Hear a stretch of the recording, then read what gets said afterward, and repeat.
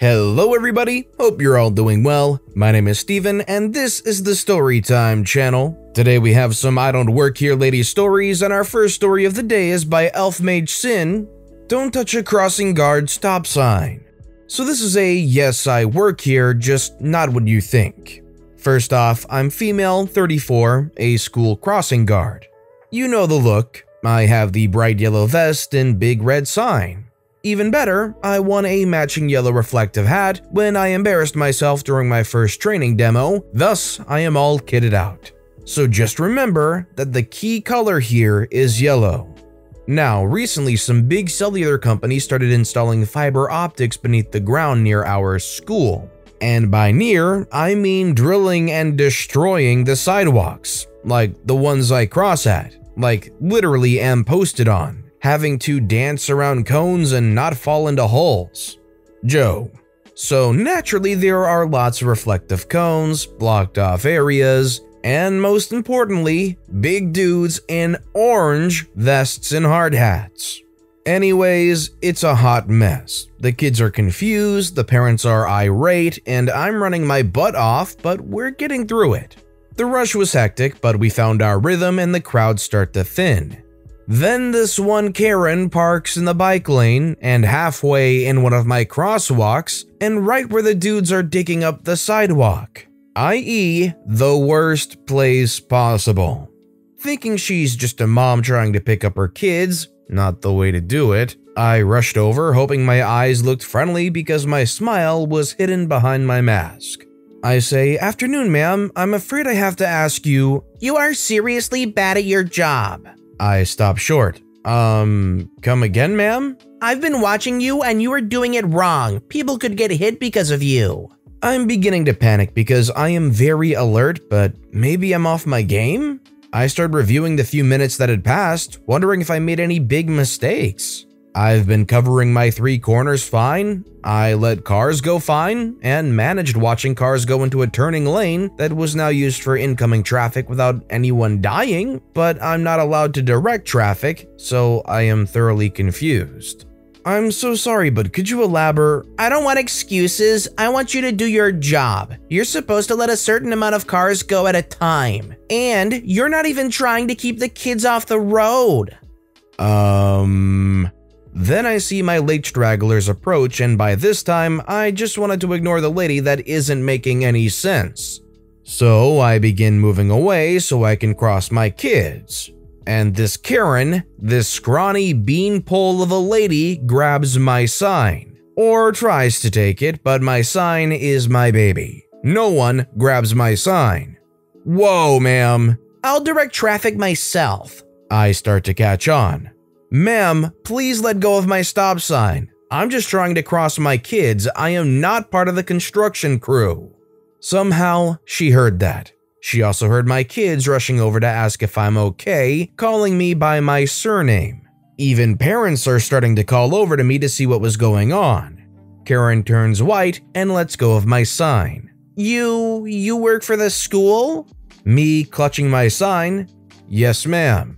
Oh, well, you shouldn't wear the same vests. Again, I'm in yellow, the crew is in orange. I look at my vest, then at two workers, then back at my vest.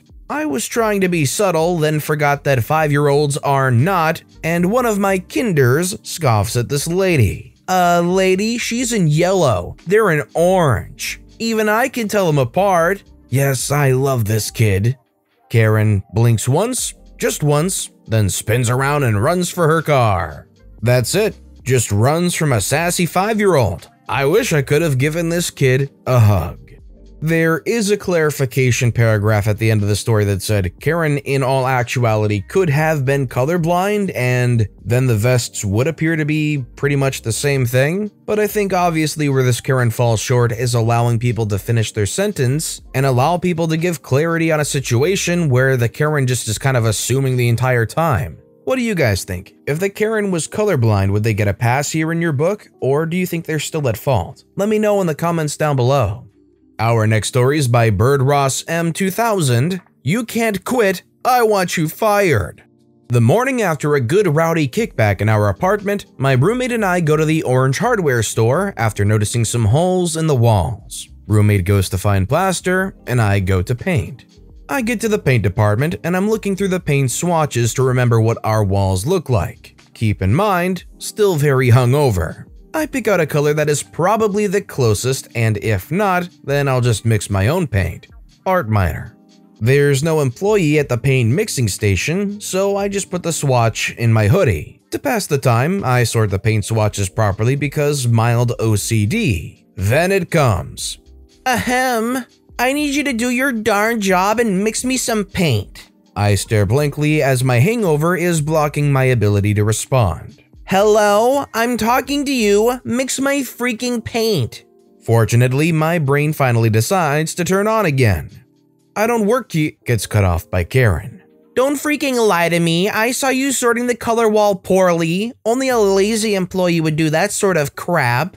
Ma'am, I'm gonna be honest, I'm really hungover and your screeching is making me want to puke. That statement went as well as you would expect. You freaking terrible worker and terrible person for saying that. I'm going to get your manager and have you fired. Storms off stage left.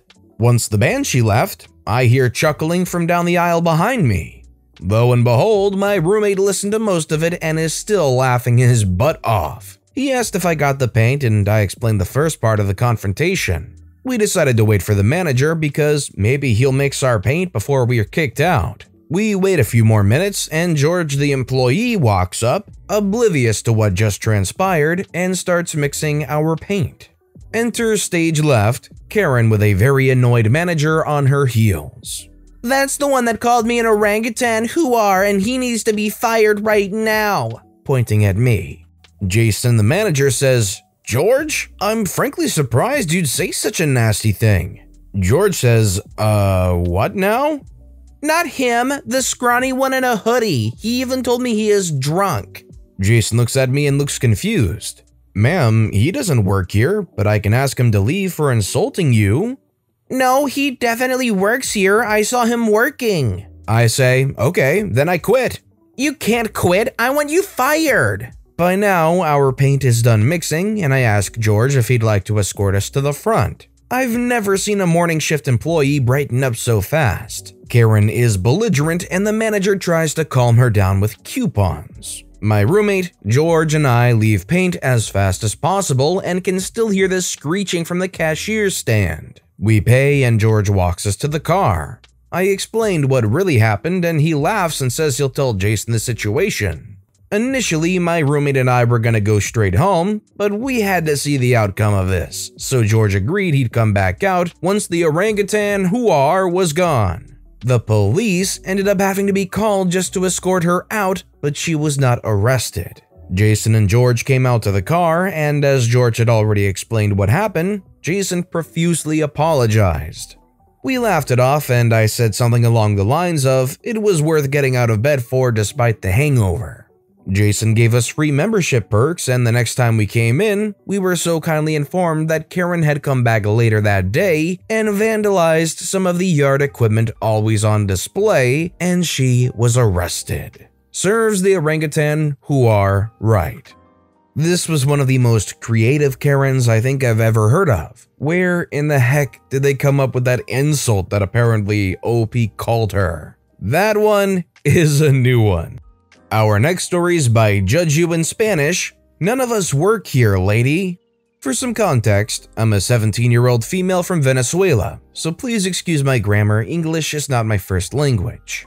I was at the mall with my mom, my younger sister, 16-year-old, and my cousins, a 22-year-old female and her 18-year-old brother, doing Christmas shopping. We went to a small clothing store that was full of people for the Black Friday sales, so the store sells clothes mostly, but a few months ago they put a couple of shelves in the store to sell school supplies, toys, and other things. My mom was choosing clothes for my grandparents, my male cousin was trying on clothes, and I was with my sister and my female cousin looking for clothes. Without paying much attention to what they saw because I had already chosen everything I liked at the moment. Then I hear how someone speaks a little loud near us, but I didn't know if it was with me. I turned in several directions, and behind me was a young girl, probably about 25 or 26 years old with semi-dark skin. I'm not sure how to describe the mix between black and white skin, but you get the idea. Long straight hair and a red dress with flowers. She was carrying a baby, 1 or 2 years old maybe, and was clearly pregnant. Also, she was shorter than me. I'm 169 centimeters or 5.5 feet. I noticed that she was talking to me, so I leave my stuff with my cousin and went to approach her because the music in the store wouldn't let me hear her. She asks me in a nice way, "Excuse me, what is the price of this?" Pointing to a packet of beach toys, the kinds kids use to build sandcastles. So at this point, I should mention that I am a very shy person with those I don't know. I get nervous when someone talks to me and I do not have my sister or my mother around. I replied in a tone of voice too low for her to hear me. "I'm sorry, I don't work here." But clearly she did not seem to hear me because she kept looking at me waiting for me to respond. At that point, I was already very embarrassed. Luckily, my family knows about my shyness, so my female cousin raised her voice, without shouting, to tell the girl, "None of us work here, ma'am." And she saw some shirts again. The girl looked at me and apologized for mistaking me for one of the employees. Although the workers at that place wore black shirts and I was wearing a white t-shirt with an 80s print. I'm not sure how I got confused with some of the staff, but whatever. I stood there for a few seconds analyzing the situation. The shelves with the toys this girl was looking at were not priced, and the line to check prices was a mess with people piling up in front of the cash register, rushing the poor cashiers. So I turned back to the girl and I said, "I can go ask the price if you want." She looked at me a little surprised at first, but in the end, she accepted, and I went to the cash register, passing through the crowd of people, to ask about the sand toys.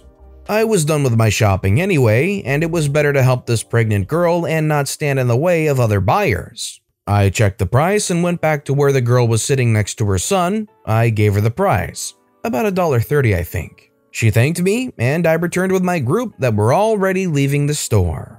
Moral of the story, not all I don't work here lady stories end with a Karen screaming and threatening to get you fired from a job you don't even have. It's always nice to see the good side of humanity in stories like these from time to time. You can kind of understandably get a little worked up hearing all these Karen stories, so having 1 or 2 sprinkled in there that restore some faith in humanity is always a nice thing. And our final story of the day is by technnii. I can't do that. I work in a food shop, Store S, in the UK on the other side of the street from a competitor, Store T, as a manager. Both stores get on quite well as we have a large theft problem and we work together to limit the cost. Occasionally, when we catch a thief, they will leave their bag of stolen stuff to get away faster, or try to hide stuff in the shop for later pickup. This occurred with some light bulbs with the markings for Store T on them. Given we had just caught someone stealing light bulbs, we assumed they were placed there for later pickup, so I took them over the road. I was wearing a shirt, tie, black trousers and black shoes, and a lanyard with a bunch of keys. So I do look like a manager. When I was over in Store T giving the stock to the guard and explaining why we had them, an older gentleman walked up. He wanted to put in a complaint about a staff member being rude to him. The conversation was roughly as follows. Me is M, gentleman is G, security guard SG, and Store T manager TM. Gentleman says, "I would like to put in a complaint about your till worker." I say, "Sorry, I don't work here, I work across." The gentleman rudely cut me off. "Yes, you do. You're telling him what to do, and I want to put in a complaint about your till worker." "No, seriously, I don't work here. I can't take any complaints for this store." The security guard says, "He works over the road. The manager here is in the back. I can send someone to get him if you like." "Stop defending your worker. I want you to deal with this now." He continued in this sort of a vein for a while with both me and the guard trying to convince him I actually worked at the shop across the road. After about 5 minutes, the manager from Store T arrived as a staff member had gone to get him. They say, "Hi, is everything all right? This manager won't accept my complaint and they won't stop telling me lies. He doesn't work here. He works across the road." "Why are you all lying to me?" By this point, I was pretty bored and I had crap to do. I wasn't even really supposed to leave the shop, so I just decided to go. I turned around to store T manager and said bye. Walked away and could hear the gentleman sounding very annoyed. It made my colleagues laugh, so I thought I'd let other people hear it. For people holding these jobs that are so very much about serving the public, they always seem to think that they're all lying to them so profusely in these kinds of stories. What does a person have to gain about lying about being a manager? They really think they're trying to protect their employees that much? And then another actual manager walks up, says that person doesn't work there and that they would be a manager there, and the guy still can't accept it, even though the actual manager is right there. I don't think there was ever any helping this guy. But with that being said, that's all the time we have for today. So, which of these stories was your favorite and why? Let me know in the comments down below. But besides that, if you enjoyed the video, please consider liking and subscribing and turn notifications on if you haven't so you'll never miss an upcoming video. Any little thing that you do helps the channel grow so much more. Whether it's commenting, subscribing, or just watching the video, thank you all so very much for supporting me right here on the Storytime channel. I hope you all have a wonderful day, and I'll see you all next time right here on the Storytime channel.